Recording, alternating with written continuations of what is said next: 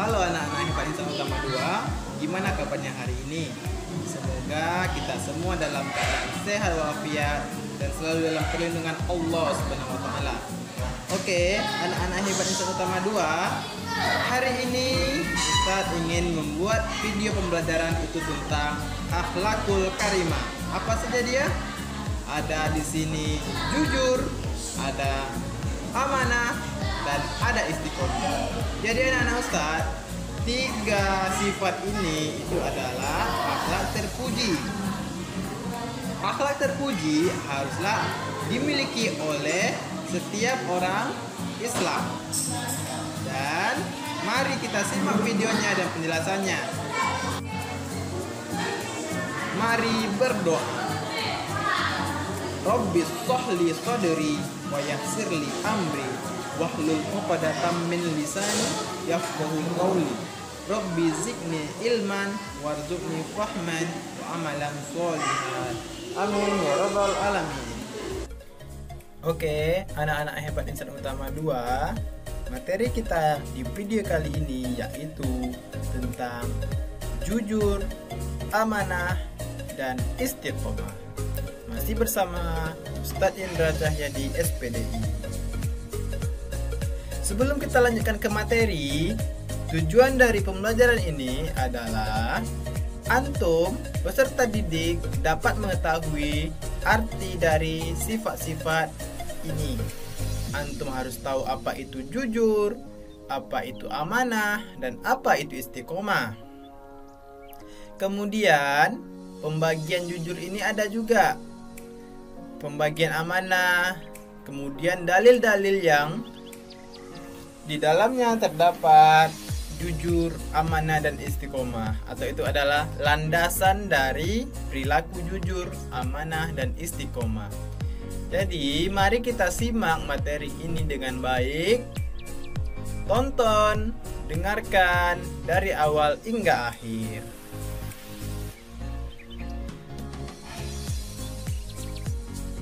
Coba Ustadz mau nanya, pernahkah antum berbohong? Kemudian, kenapa antum berbohong?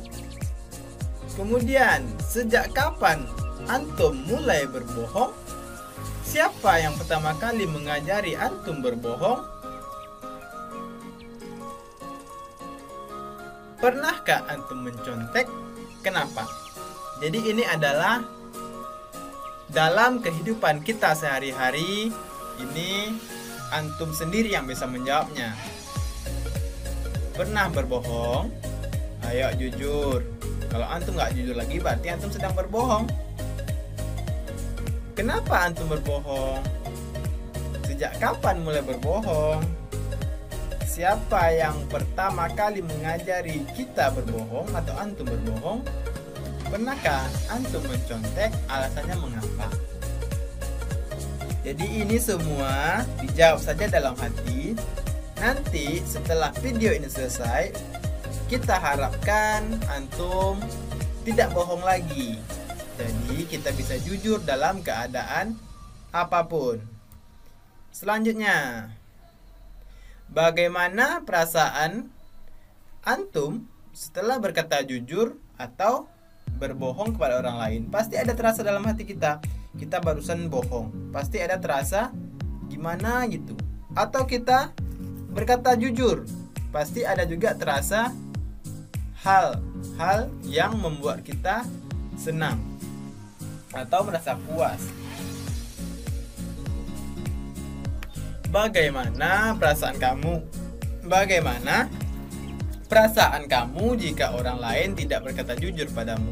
Jadi bagaimana rasanya kalau orang yang berbohong kepada kita? Pasti nggak enak kan? Bolehkah kita menyembunyikan kebenaran atau sesuatu hal yang kita sudah ketahui?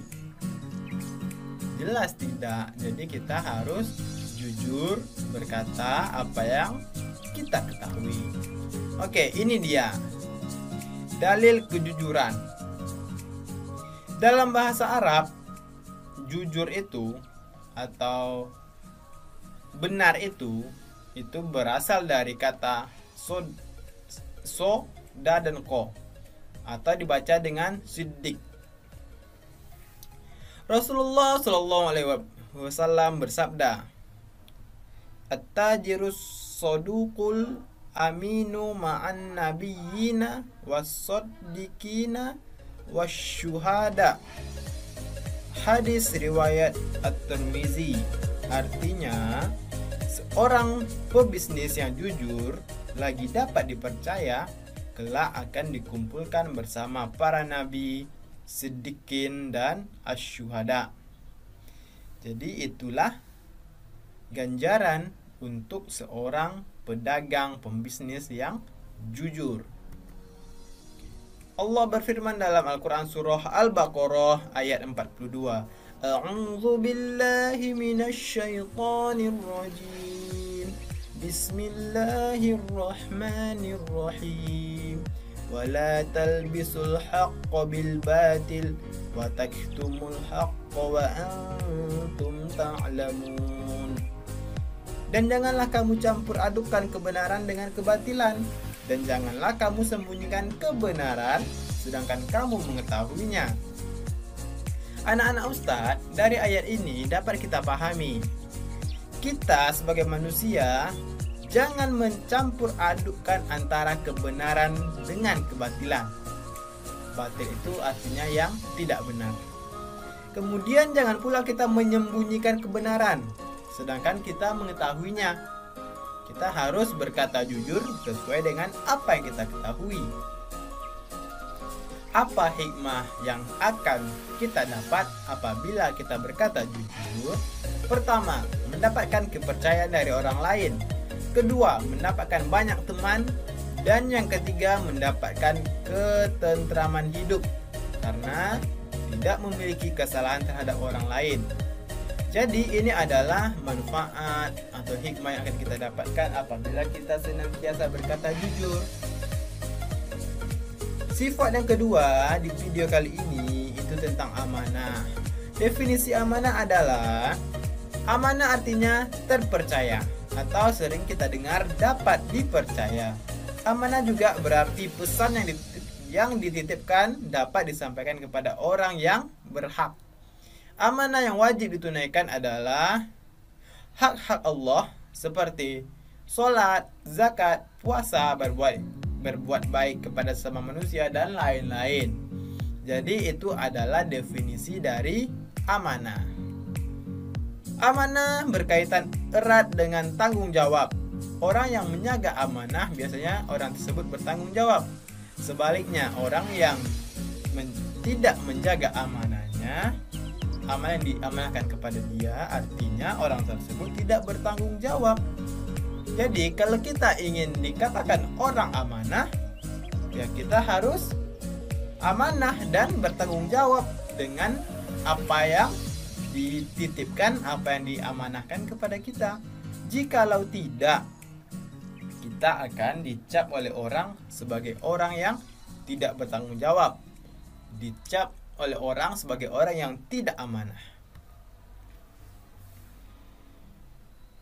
Ini dia dalil tentang sifat amanah. A'udzu billahi minasyaitonir rajim. Bismillahirrahmanirrahim. Innallaha ya'murukum an tu'addul amanati ila ahliha.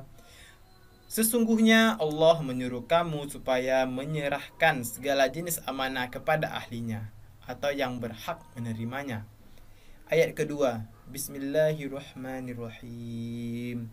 Ya ayyuhalladzina amanu la tukhunullaha war rasul wa takhunu amanatikum war rasul wa takhunu amanatikum wa antum ta'lamun. Wahai orang-orang yang beriman, janganlah kamu mengkhianati amanah Allah dan Rasulnya, dan janganlah kamu mengkhianati amanah-amanah kamu sedangkan kamu mengetahuinya, atau antum tahu mana yang benar mana yang salah. Amanah, macam-macam dari amanah.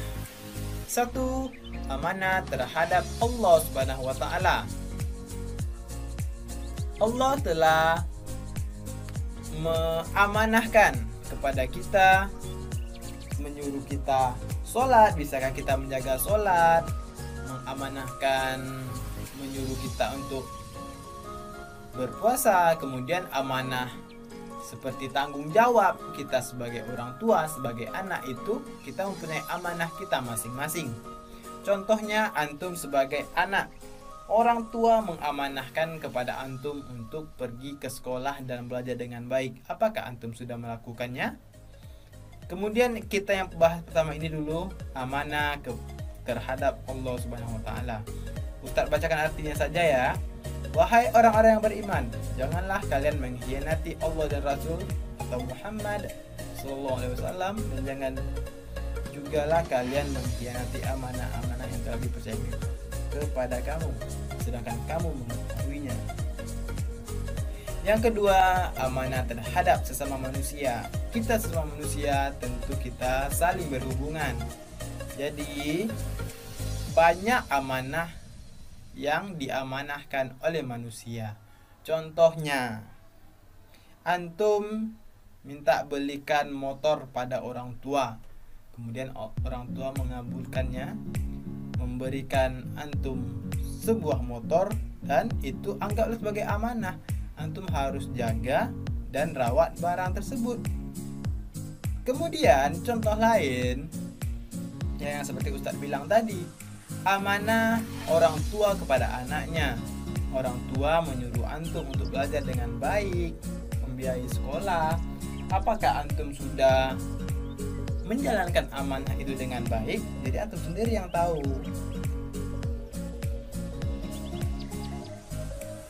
Dijadikannya kita sebagai pemimpin. Jadi pemimpin itu adalah amanah apa yang telah dipimpinnya. Organisasi paling kecil yaitu keluarga yang dipimpin oleh kepala rumah tangga, yaitu ayah kita. Ayah adalah pemimpin dalam keluarganya. Kemudian di samping itu ada yang paling kecil lagi, tapi bukan organisasi ya, tapi itu kepemimpinan diri kita sendiri. Jadi kita ini adalah pemimpin untuk diri kita sendiri. Di dalam Al-Quran, Allah telah menjelaskan, sungguh aku hendak menjadikan seorang khalifah di muka bumi ini. Khalifah itu maksudnya adalah pemimpin. Jadi di bumi ini manusialah yang menjadi khalifahnya. Yang ketiga, amanah terhadap diri sendiri. Amanah terhadap diri sendiri itu kita diberikan oleh Allah kesehatan. Jadi kita harus jaga. Amanah ini dijalankan dengan memelihara dan menggunakan segenap kemampuan demi menjaga kelangsungan hidup, kesejahteraan dan kebahagiaan diri.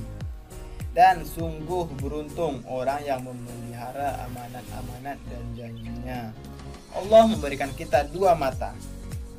Itu adalah amanah. Jadi kita harus menjaganya dan menggunakannya dengan baik, ke jalan yang baik. Begitu juga dengan anggota tubuh kita yang lainnya.